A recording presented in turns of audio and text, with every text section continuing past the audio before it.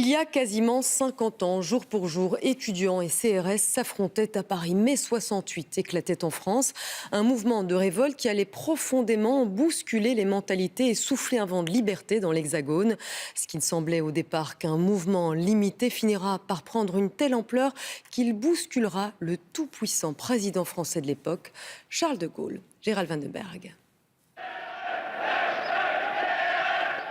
Des slogans et des pavés d'un côté, des gaz lacrymaux et des matraques de l'autre.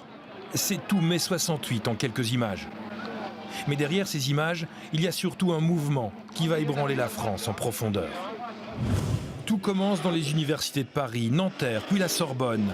Les étudiants sont en grève et occupent les lieux. Ils sont les enfants du baby-boom, ils sont nombreux et il n'y a pas assez de place assise pour tout le monde.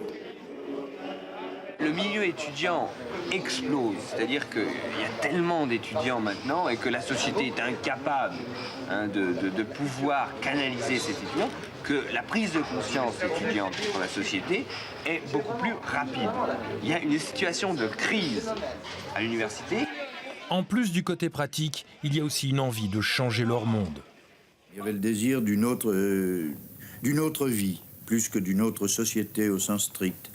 Il y avait le désir de faire une part à la fantaisie, à la fête, au rêve, et puis beaucoup d'ennuis aussi, grisaille de la vie quotidienne. Mais cette occupation ne plaît pas aux dirigeants de l'université. Le 3 mai, la police est chargée d'évacuer la Sorbonne. Elle le fait sans ménagement. Dans les familles françaises, les images des étudiants matraqués choquent. Un mouvement de sympathie se développe. Mais du côté du gouvernement, on a une autre approche. On met en avant les affrontements chaque nuit entre étudiants et policiers. On parle des agissements, d'enragés. Des groupes d'enragés. Nous vous en avons montré quelques-uns. Se propose de généraliser le désordre avec le but avoué de détruire la nation et les bases mêmes de notre société libre. Les affrontements culmineront le 10 mai. Le quartier latin est en ébullition. C'est la nuit des barricades. Il y a des centaines de blessés. Mais le 13 mai, un autre phénomène inquiète le gouvernement. Les ouvriers partent en grève en soutien des étudiants. Ils sont des millions. Gares, usines, aéroports sont à l'arrêt. Les cimetières aussi. On me disait qu'on n'enterrait plus, mais il faut rien exagérer. Mais si, monsieur, on met les morts sous le pont, ici, n'est-ce pas? Oui. Et alors, après, les fossoyeurs les remettront dans les sépultures définitives. De révolte étudiante, le mouvement prend tout à coup des airs de révolution. Le chef de l'État, le général de Gaulle, s'inquiète et prépare la réplique. Il veut séparer ouvriers et étudiants. Il a chargé son Premier ministre de négocier avec les syndicats et d'offrir des augmentations de salaire de 10%. Les syndicats acceptent, ce sont les accords de Grenelle. Mais de Gaulle reste méfiant car la mobilisation ne faiblit pas.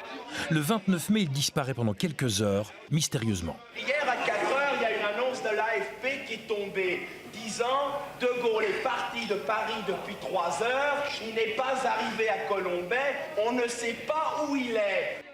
En fait, de Gaulle est en Allemagne. Il est allé s'assurer de la fidélité de l'armée, juste au cas où. Le 30 mai, il revient et annonce des élections pour juin. À la radio, il pointe l'ennemi du doigt, les communistes. France, en effet, est menacée de dictature. On veut la contraindre. Lequel pouvoir serait alors évidemment essentiellement celui du vainqueur, c'est-à-dire celui du communisme totalitaire. Dans les heures qui suivent, une gigantesque manifestation des partisans de Gaulle s'organise sur les Champs-Élysées à Paris. Contre les étudiants, pour leur général. La démocratie, à l'heure actuelle, il n'y a que Charles qui peut l'imposer à l'heure actuelle. Grâce à cette manif, aux augmentations de salaire et à la promesse d'élection, de Gaulle va gagner. Les ouvriers vont lentement reprendre le travail, les étudiants vont retrouver les bancs de l'université et de Gaulle va remporter les élections. Mai 68, c'est fini.